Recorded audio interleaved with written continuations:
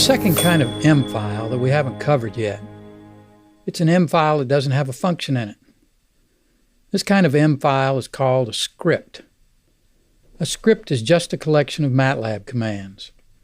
If you type the name of the script's M file and hit enter, MATLAB simply executes these commands one by one as if you typed them into the command window yourself. It's important to note that a script is very different from a function.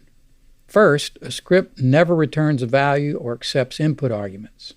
And second, the scope of the script is the scope of the command window. So commands in a script access variables that are already in the command window workspace, and they can put new variables into the workspace with assignments, just as you do when you're giving commands in the command window.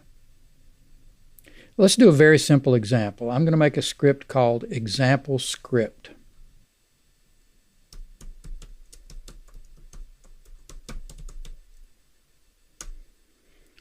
MATLAB tells us that this thing doesn't exist. Do we want to create it?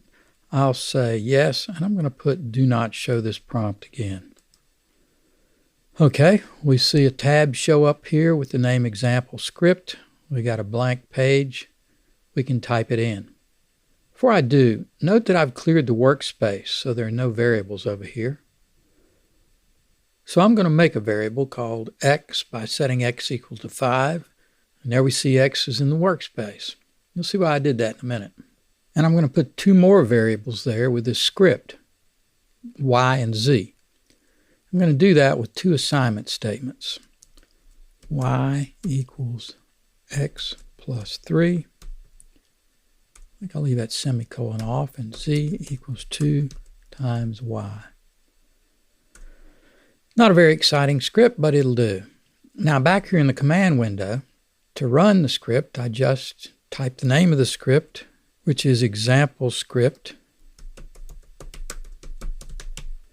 and hit return. The first statement in the script accessed x over here in the workspace, so you know that it has access to x. And each command, the first one and the second one, put a new variable over here in the workspace, y and z. MATLAB printed y's value to the command window because I didn't put a semicolon up here at the end of the command. That happened just as it would have if I'd typed that command directly into the command window. So when would you use a script? Well, you'd use it when you want MATLAB to repeat a set of commands in the command window many times and you don't want to type them many times. You tell MATLAB what's supposed to happen, just like a script says what's supposed to happen in a play or a movie, by writing a script. Okay, let's make one more script called end lesson 3. I'll use the edit command just as I did when I wanted to make a function. And I'm going to put 3 commands in this one.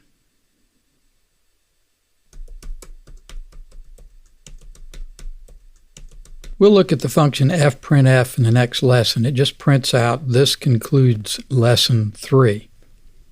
The command pause, with that 5 as an input argument, pauses for 5 seconds before the next command is executed.